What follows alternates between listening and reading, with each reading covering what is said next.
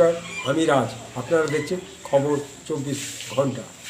ব্লকের যে বিডিও অফিসে ক্যাম্প চলছে, সেখানে 3টে বিধানসভার ক্যাম্প চলছে, একটা চুঁচুড়া, একটা সপ্তগ্রাম, একটা ধনেখালি। তা আজকেও চুঁচুড়ার বিধায়ক সেখানে পৌঁছেছিলেন যথারীতি। কালকের মতন আজকেও সেখানে ক্যাম্প বন্ধ করে দিয়েছিলেন শুনানি। কি বলবেন?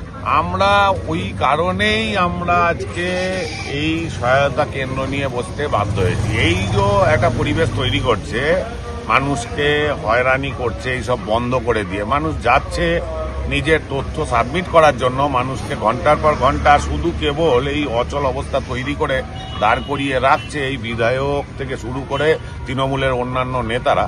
সেই জায়গাটা যেন স্বাভাবিক হয়, ওর জন্যই আমরা এখানে ক্যাম্প করেছি। আশ্চর্যজনক জিনিস যেটা হচ্ছে যে আজকে পোলবা ভিডিওতে যখন একদিকে ক্যাম্প বন্ধ করে দিলেন চুঁচুড়ার বিধায়ক, তখন অপরদিকে সপ্তগ্রামের বিধায়কও সেই সময় ওখানে ঢোকেন।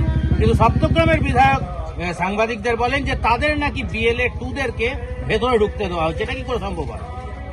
এটা দেখুন, আমাদের ওখানকার বিজেপির যারা নেতৃত্বরা রয়েছে তারা এই বিষয়টা পুরোটাই দেখছে, এবং যেটা সঠিক প্রক্রিয়া সেই প্রক্রিয়া মধ্যে দিয়ে যেন কাজ সম্পন্ন হয় সেদিকটা নজর তারা রাখছে।